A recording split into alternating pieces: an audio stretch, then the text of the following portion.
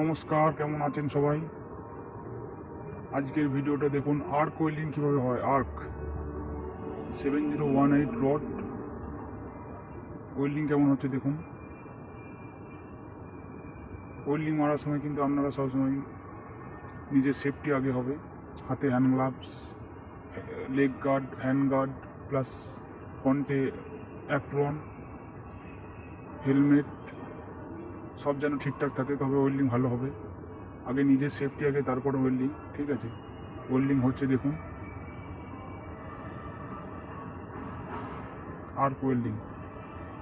একটু গ্যাপ আছে তো ওই জন্য একটু অসুবিধা হচ্ছে।